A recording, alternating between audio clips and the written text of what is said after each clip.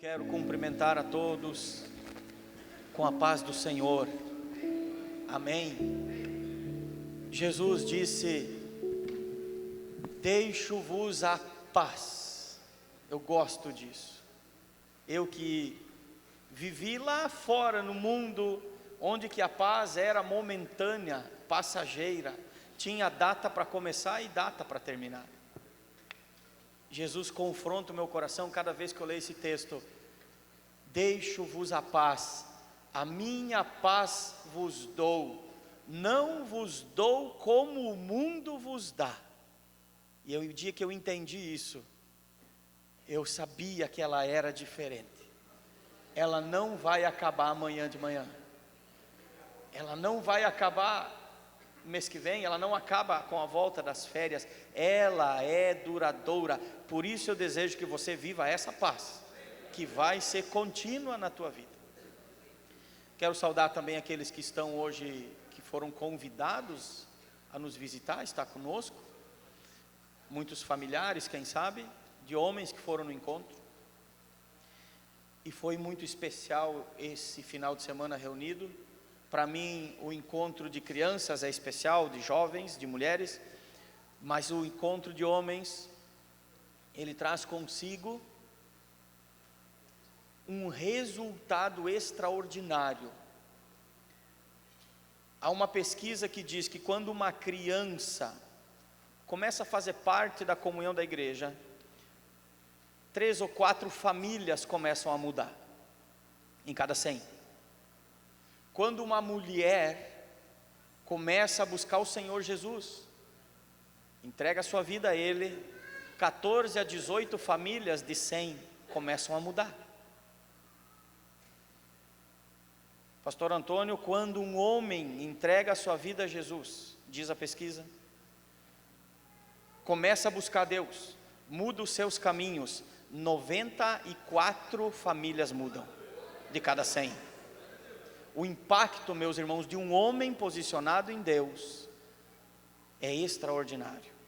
Então por isso eu me alegro, fico feliz. E você pode ver, não é muitos homens que servem a Deus sozinho aqui na igreja. Não sei se eu perguntasse agora, quantos homens servem a Deus sozinho aqui? Alguns acredito que tenha, vamos ver. Olha, nenhum. Mas mulheres, quantas mulheres servem a Deus sozinhas aqui? Levante a mão, que o seu esposo não vem. Muitas, olha aí, ó, a pesquisa é fato. Mas vocês vão alcançar a promessa. Vão alcançar a promessa, porque a Bíblia diz que a mulher santa santificará o seu lar. Mas a importância do posicionamento dos homens, né? Muito lindo.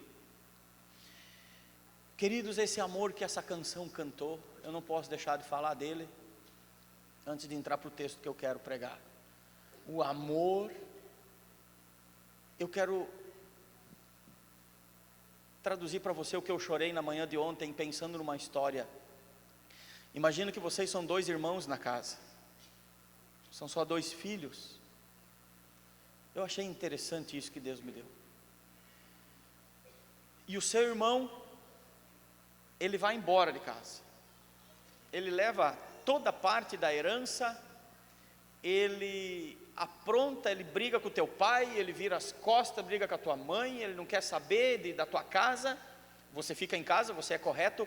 Ele faz muito pior que o filho pródigo, ele vai, leva tudo, vira as costas, peca, desonra o nome da tua família. Agora o teu pai, ele resolve que ele quer buscar o teu irmão de volta. Como tu te sente? Não é isso que eu vou pregar, mas eu quero que você, no final, quem sabe nós vamos usar isso. Agora o pai quer trazer de volta o meu irmão, aprontou tudo, virou as costas, desonrou a família, sujou o nosso nome, brigou com o pai, machucou o pai, agora o pai quer ir buscar ele de volta. Agora o pai piora a situação, ele diz para você, para trazer o teu irmão de volta, você precisa entrar lá onde ele está, agora você tem que morrer lá, para ele vir salvo para casa.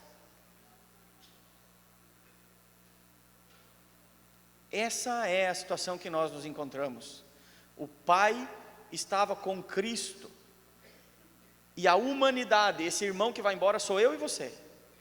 vai embora, vira as costas para Deus. Na pessoa de Adão, a humanidade inteira se voltou contra Deus, se virou contra Deus, não quer saber de Deus, saiu e aprontou. Isso é eu e você, esse irmão que foi embora, porque te deu raiva dele, né? Eu não ia morrer por ele, eu tinha vontade de matar ele. Agora o pai pega o filho que está em casa, que é Jesus, e manda, diz: você tem que ir morrer para que o outro volte para casa, e esse outro que voltou para casa é eu e você.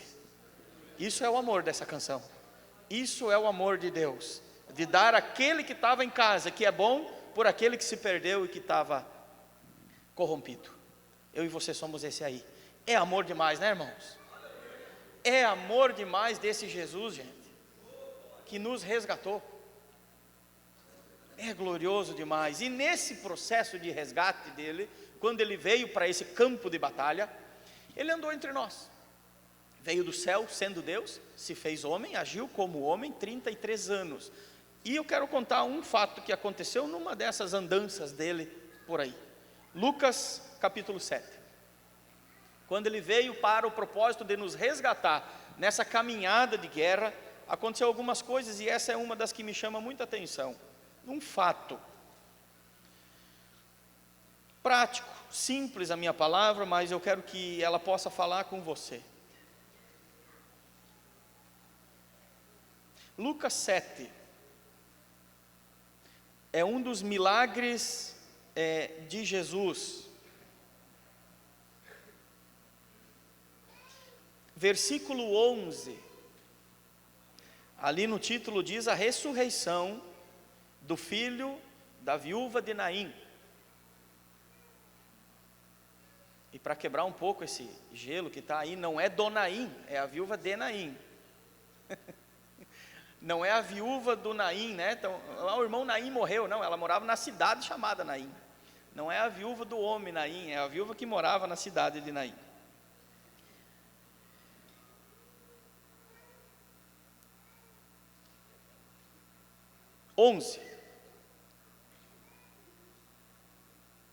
Em dia subsequente, no outro dia, depois, dirigia-se Jesus a uma cidade chamada Naim. E iam com ele os seus discípulos e uma grande multidão. Quando ele se aproximava da porta da cidade, eis que saía o enterro do filho único de uma viúva, quando a multidão, e grande multidão da cidade ia com ela. Vendo-a, o Senhor se compadeceu, teve compaixão dela e disse: não chores. Chegando-se, tocou o caixão, ou o esquife, algumas Bíblias diz, e parando os que o conduziam, disse: jovem, eu te mando, levanta-te. Sentou-se o que estava morto, e passou a falar, e Jesus o restituiu à sua mãe. Todos ficaram possuídos de temor e glorificavam a Deus, dizendo: grande profeta se levantou entre nós, e Deus visitou o seu povo. E esta notícia a respeito dele divulgou-se por toda a Judéia e por toda a circunvizinhança. Quantos nunca ouviram falar na cidade de Naim? Nunca vi falar nessa cidade. Levanta a mão, senhor. Nunca ouvi falar, só vai ouvir falar na igreja. Muitas pessoas aí. Xangai, eu acho que é a maior cidade do mundo hoje, acho que é Xangai, na China, não sei. São Paulo, Xangai, a gente ouve falar com facilidade. São cidades poderosas, numerosas. Mas eu vejo aqui Deus introduzindo na história uma cidade insignificante, um povo insignificante. Um pequeno povoado da época, um pequeno vilarejo, quem sabe com 2, 3 mil pessoas, ainda hoje, eu pesquisei, é muito pequeno. E o que me chamou a atenção, meu irmão, que é o primeiro ponto que eu quero que você coloque na tua vida, sobre o nome dessa cidade. Tudo aquilo que é insignificante para o mundo, quando Jesus passa, quando Jesus toca, quando Jesus entra, começa a ser destaque, começa a ter diferença, começa a ser escrito, nem que não seja hoje mais na palavra, na Bíblia Sagrada, mas num memorial que o céu conhece.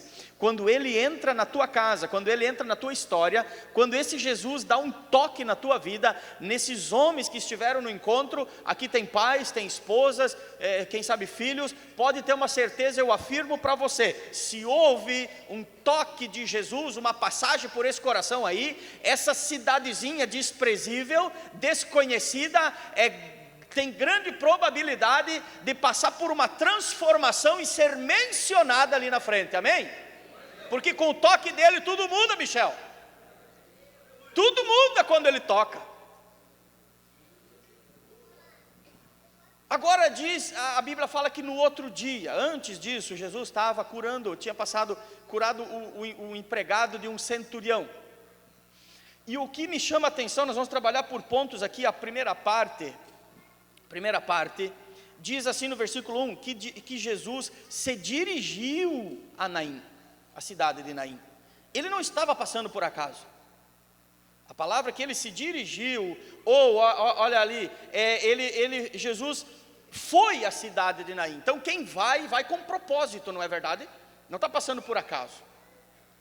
O que eu gosto de imaginar aqui? Jesus estava em Cafarnaum, uma noite, mais meio-dia, quem sabe de caminhada, porque ele ia com uma multidão junto.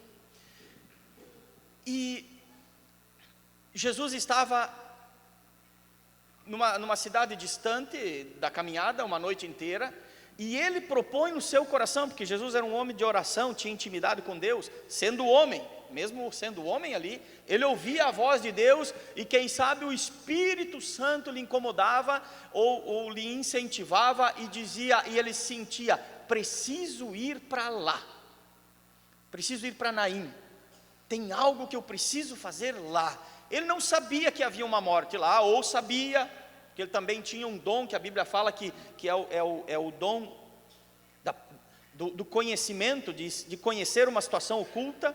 Jesus tinha isso. Quando ele olha para aquela mulher samaritana, ele diz, você já teve vários maridos e o que você está não é teu. Então Jesus tinha esse dom. E quem sabe ele sente que algo não está bem lá naquela cidadezinha, ele convida toda aquela multidão, ele tira do curso que eles estavam ali agora, prontos para serem honrados, quem sabe por um grande centurião, um general do exército, e ele abre mão disso, e ele vai em uma caminhada proposital. Não foi por acaso que você saiu de casa para encontrar com teu filho aqui hoje, com teu esposo, com teu pai, aqui no culto.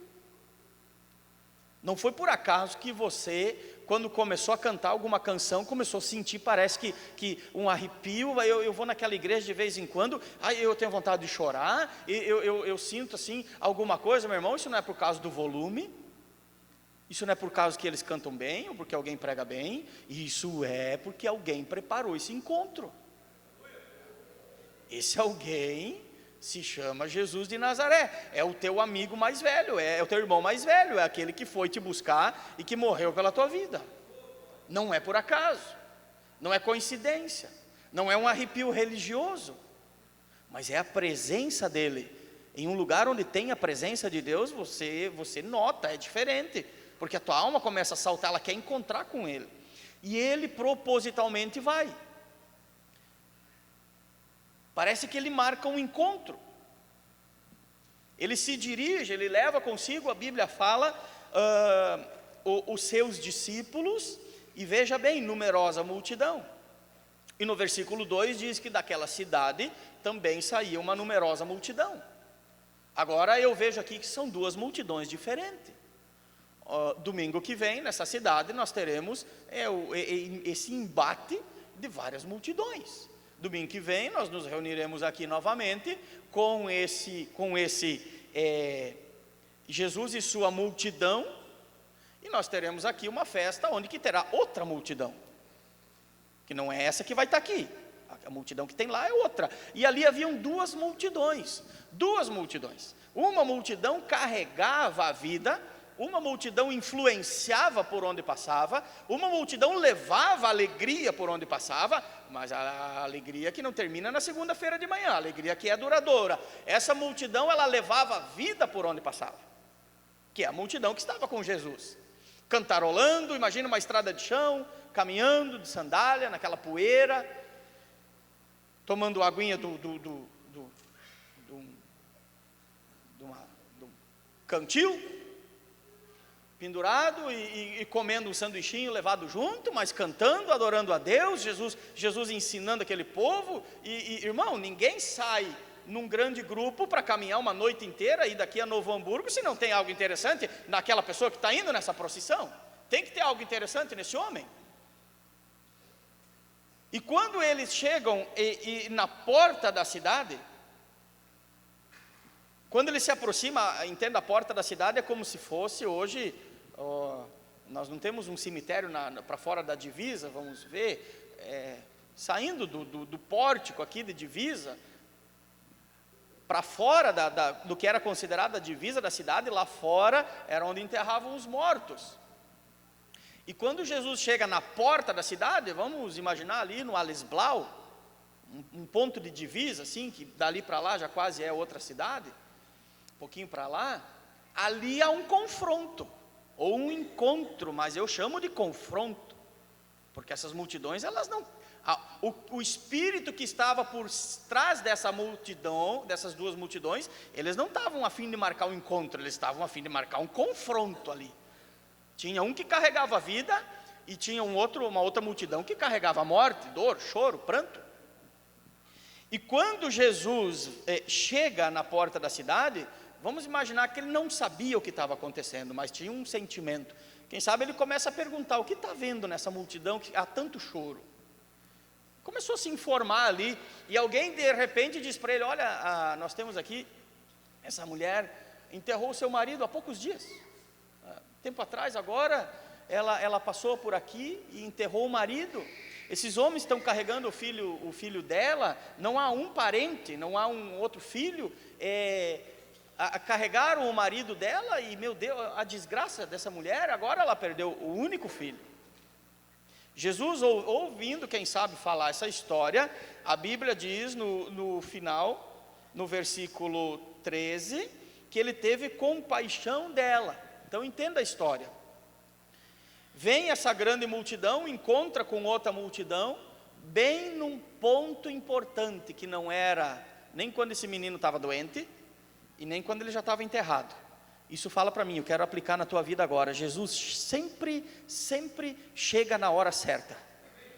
Jesus sempre chega na hora certa, não é tarde, ele não se atrasou. Se você está desanimado, decepcionado, desiludido, desesperançado, achando que não vai dar, em nome de Jesus eu digo para você, é possível, porque Deus não se atrasa. Ninguém que está caminhando com algo para enterrar espera alguma coisa, meu irmão. É fim de jogo, acabou a esperança, não há mais o que fazer, até o último suspiro, o último remédio. Não sei o que aconteceu com esse moço, se foi doença, se ele teve um acidente, mas até o médico lá da época ter dito, morreu. Essa mãe tinha esperança, porque ela olhava com os olhos naturais. Muitas vezes nós olhamos com os nossos olhos naturais, olhamos o que o médico, o juiz diz, e enquanto eles dizem que há esperança, mas quando eles dizem, não há mais o que fazer, a gente se desespera, meu irmão. Tem gente que entrou aqui desesperado hoje, tenho certeza que sim. Deus está falando contigo e está dizendo, ainda é possível, ainda dá tempo. E isso me mostra que esse confronto foi programado pelo próprio Deus, que quem sabe ouviu certamente o choro e as lágrimas dessa mulher, clamando a Deus lá no seu quarto, quando ela vai se vestir de luto para enterrar o filho, caminhar de novo aquela caminhada que tinha caminhado com o marido, passar tudo de novo, a dor que estava. Sabe quem era esse filho para ela? Era tudo. Tudo. Na época, irmãos, uma mulher era dependente do seu marido para comer. Na falta do seu marido, o filho mais velho assumia a mãe e cuidava dela tanto em honra quanto em alimento. Primeira opção ela já tinha perdido, o marido se foi, toda a esperança, ele era um jovem, não sei se tinha 15, 20 anos, A Bíblia diz que ela era jovem. O cuidado, você imagina dessa mãe com esse menino, gente. Era o tudo da vida dela, era o que ela tinha para comer, era a esperança dela não ser abandonada na sociedade, quem sabe virar uma mulher qualquer, era esse menino. Por isso a Bíblia frisa que estava sendo enterrado o tudo, estava dentro de um caixão o tudo que aquela mulher tinha. Filho único de uma viúva. Hoje pode não ser tão, deve ser ruim uma mulher hoje perder o esposo e o único filho, mas ela ainda pode trabalhar, a sociedade hoje é diferente, mas na época não, irmão, acabou tudo, fim de vida, fim de linha, passar fome, prostituir o corpo, quem sabe, era a solução. E eu acho interessante quando Jesus chega para ela, porque daí, irmão, quando ele ouve a história, a Bíblia diz que ele tem compaixão. Antes ele não tinha tido, ele quem sabe tinha um sentimento de estar naquele lugar, mas quando ele ouve a história, a Bíblia diz que, porque Jesus não passa por uma casa, por uma vida, por uma cidade de necessidade, de choro e de pranto, sem se compadecer daquilo. Jesus não consegue, um homem de Deus hoje, que está cheio do Espírito Santo, ele passa por um lugar de doença, de necessidade, a alma grita para que a solução aconteça. Jesus não podia encontrar com a morte, ele não conseguia passar de largo pela crise, pela doença, pela fome. Ele de ímpeto se colocava com dor e compaixão e resolvia o problema. Onde ninguém ouvia, onde ninguém podia fazer nada. Vai aplicando para a tua vida prática, meu irmão. Aonde o banco não resolve, o juiz não dá a sentença, o médico não acerta o remédio, quando ele passa a tua casa, muda. Ele não passa de largo, ele passa com o coração chorando. Quando ele é chamado, quando ele é querido, quando ele é buscado, meu irmão, ele vem, ele veio, ele vem e ele continua vindo. Ele mudou histórias como do nosso irmão, a minha ele continua mudando, porque quando um homem clama, o céu ouve. Quando um homem chora, uma mulher, e diz, o meu braço faliu, eu não consigo mais, o céu toma providência e Deus entra em cena. Oh, glória a Deus. Ele diz para ela, meu irmão, ele diz, não chore, ele diz para ela. Eu vi eles cantando a canção aqui, que a canção dizia, enxuga as lágrimas, restaura os corações. Deixa eu dizer uma coisa para você, tem uma grande diferença entre enxugar lágrimas e mandar parar de chorar.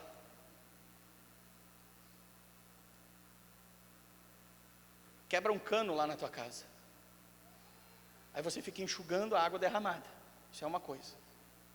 Você chama um profissional, ele quebra a parede e conserta o cano que estava rachado, o coração que estava rachado. Pastor, pode pegar um lenço, te ouvir e enxugar tuas lágrimas, mas aquele que tem poder de curar o coração, aquele que tem poder de trabalhar na vertente da lágrima, aquele que tem poder de lacrar aonde a lágrima está saindo, ele não trabalha de fora para dentro, ele não enxuga apenas as lágrimas aqui fora, ele entra lá dentro e ele dá uma ordem. No texto que ele botou para vocês ler ali, eu vi que estava escrito, pare de chorar.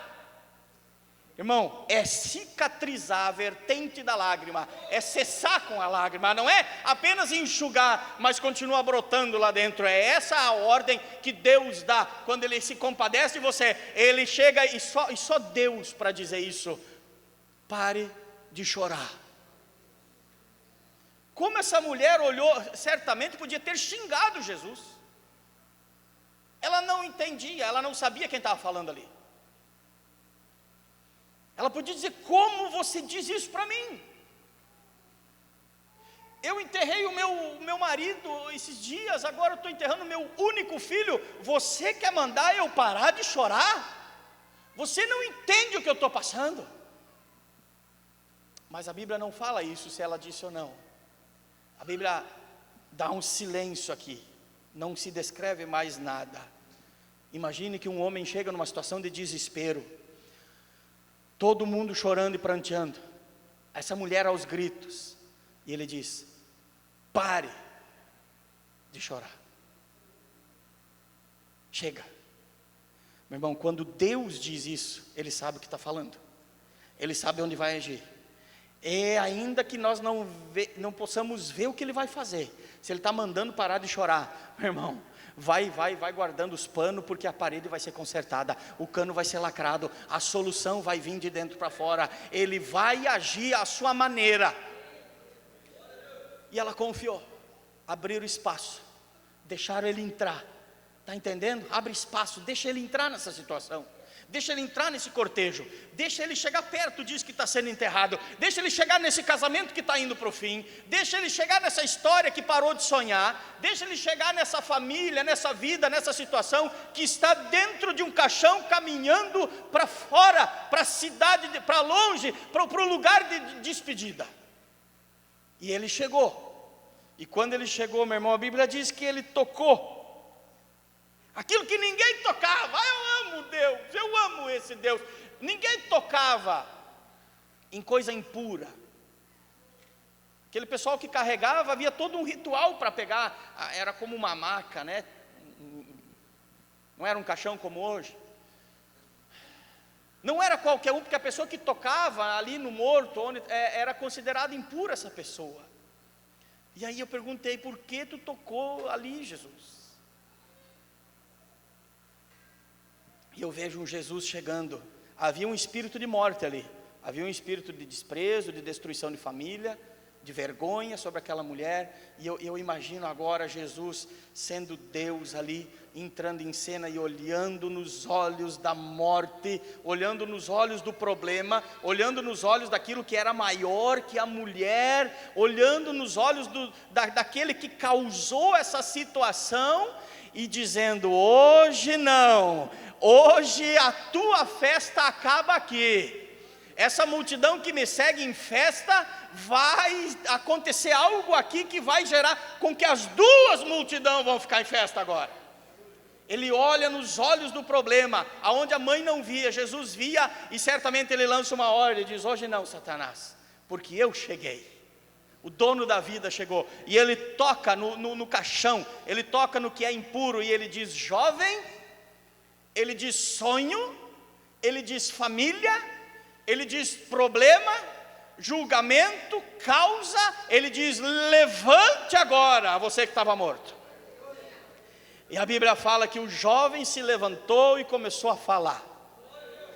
Meu irmão, quando ele toca naquele caixão, quando ele toca em alguém como tocou na minha vida, na vida desses homens que estão aí, ele não toca ele toca numa multidão, porque alguém que estava perto viu o jovem levantar, o outro viu, o outro testemunhou, aquele que estava no fundo lá, o que aconteceu lá na frente, não, o homem tocou, o menino ressuscitou, o testemunho começou a pegar, porque ele toca aqui, mas ele faz efeito lá.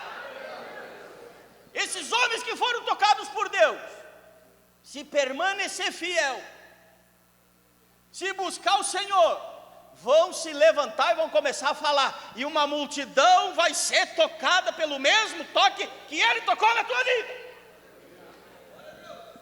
Ele não quer transformar só você, Ele quer tocar em você para transformar uma multidão. Aleluia! Toca em todos que estão ali. Ah, meu Deus, aleluia! Sabe o que eu queria dizer hoje?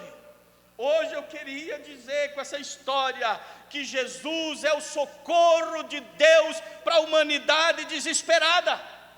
Jesus é o socorro de Deus para o desespero humano. Jesus é o socorro de Deus, é a resposta das tuas orações. Amém? Ele veio. Ele é o socorro de Deus para o desespero da humanidade, meu irmão. Essa mulher representa uma multidão de outras que choram por seus filhos, por seus maridos, por suas casas, por seus futuros.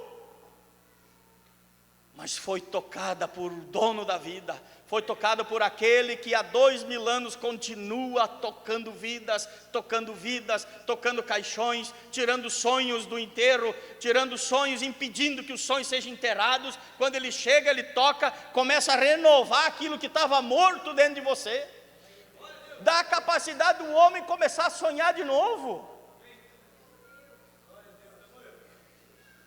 Só Ele pode fazer isso, meu irmão. Eu não posso, eu posso ser usado por Ele para te entregar esse recado, mas eu quero que você sinta que é Ele que está tocando em você. Jesus está vivo ou não está? Está aqui. Aleluia. O versículo 15 fala que esse jovem começou a falar. Isso para mim fala de um testemunho. Se ele tocou em você, você tem que falar. Se ele fez algo na tua vida, conte o que ele fez, testemunho o que ele fez. Essa cidade precisa ouvir, esse mundo precisa ouvir que alguém tocou em você diferente, que alguém fez você levantar. E aí ainda no versículo 15 fala que o Jesus restituiu ele a sua mãe. Ele tira do enterro, ele tira da morte. E aquele que tinha dito antes que ela tinha ficado chateada, pare de chorar, está dizendo, está vendo? Porque eu sei o que faço. Está aqui, te restituo. Restituição, meu irmão, é quando é devolvido algo que foi tirado.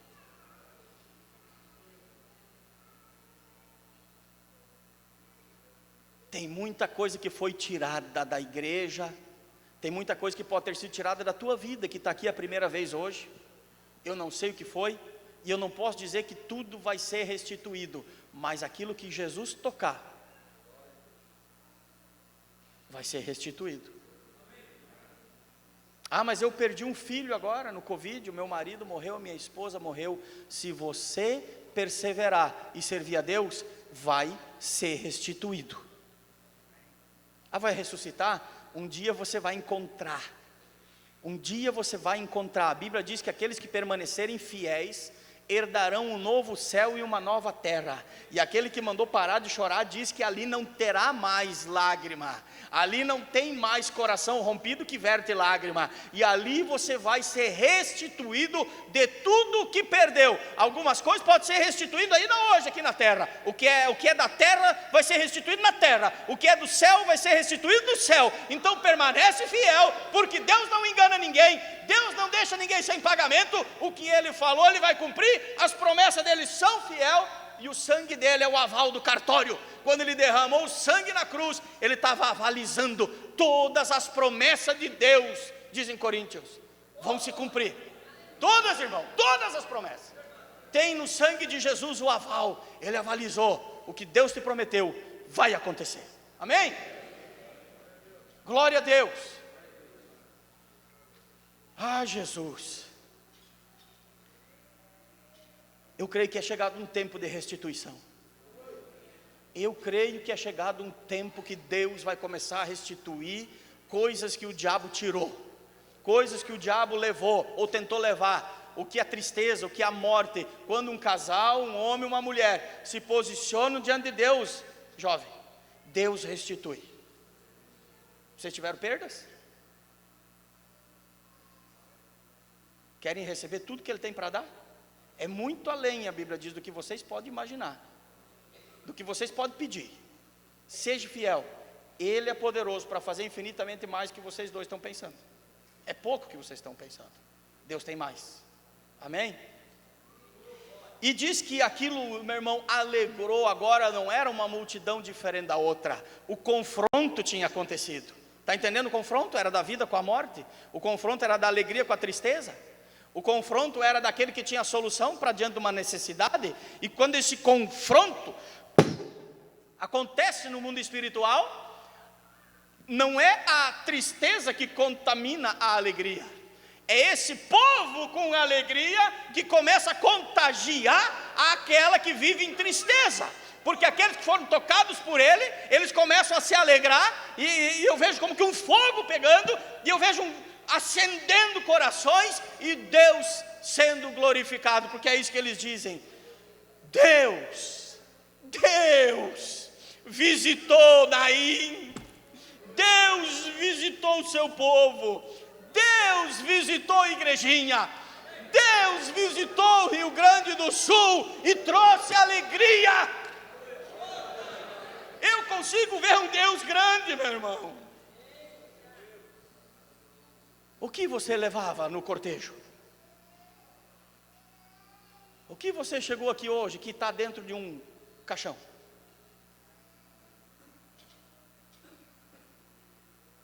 Pare, pense nisso.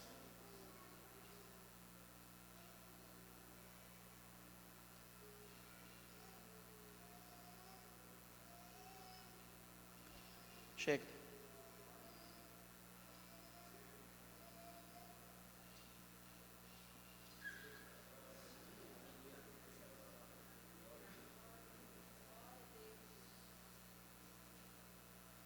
Você tem coragem de parar para ouvir, dar crédito, ou você quer continuar com o inteiro? É livre. Mas eu digo para ti, ainda que esteja na porta do cemitério, a cova já pode estar aberta desse projeto, desse sonho. Pode ser uma família que está sendo enterrada, pode ser um filho que está sendo enterrado nas drogas. Não sei, pode ser um projeto de uma faculdade, de um sonho, um projeto de ser um homem, uma mulher de Deus, que pode estar sendo enterrado. Eu não sei qual é, eu sei do que eu carregava no meu caixão. Mas eu sei que um dia esse mesmo Jesus chegou e tocou no caixão da minha história e disse: levanta sonho, levanta projeto, levanta família, levanta cura.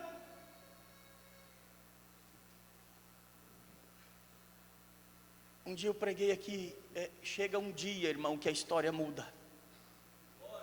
Chega um momento que a vida encontra com a morte. Chega um momento que o caixão se abre debaixo da palavra daquele que tem autoridade de dizer: levanta, não chore. Não só de alguém que te enxuga as lágrimas. Eu estou te convidando a conhecer um Deus que cessa as tuas lágrimas, que você não precisa chorar sexta-feira que vem de novo, como você chorou sexta-feira passada, como você chorou na virada do outro ano. Você não precisa encerrar mais um 31 de dezembro desesperado, pensando que vai ser 2023. Eu conheço um Deus que muda a história, meu irmão, que manda parar de chorar. E se Ele está mandando parar de chorar, basta você crer e só dar espaço. Deixa Ele entrar, deixa Ele acessar esse lugar de morte, deixa Ele tocar. Não te preocupa como vai ser, mas é impossível. A Bíblia diz: se tu crê, tudo é possível. A Bíblia também diz: para os homens, vocês, realmente é impossível. Mas para Deus, não há impossível. Tudo é possível. Onde está o primeiro que queira se levantar? Que sabe que você está num cortejo fúnebre, a tua história está indo para ser enterrada. Algo que você ama, algo que é essencial, você achou que não havia mais solução. Nós queremos orar com você essa noite. Vamos ficar em pé. Onde estão aqueles que já viam o seu sonho enterrado, já desistiram dele, já abandonaram o projeto, já achavam que não dava mais? Eu só vim aqui essa noite para dizer: dá, em Jesus dá. Ah, mas é que aconteceu muito. Dá, tudo é restituição. É um Deus de restituição. Só Ele pode dizer: pare de chorar. E Ele está dizendo para alguns aqui essa noite: pare de chorar. Essa história pode ter fim agora. E eu quero te convidar, se você crê nisso que eu estou falando, se você tem algo, eu não tenho interesse em saber o que é, mas algo que está sendo levado para um enterro, e você quiser sair com esse teu caixãozinho aí, trazer ele aqui, ó.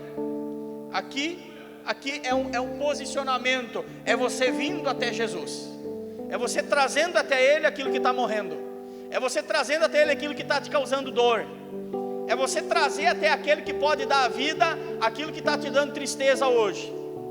É você vir para um confronto, trazendo a tristeza, para sair de volta para trás, voltar por essa porta com a alegria, com a paz que excede todo o entendimento. Traga o seu caixão aqui.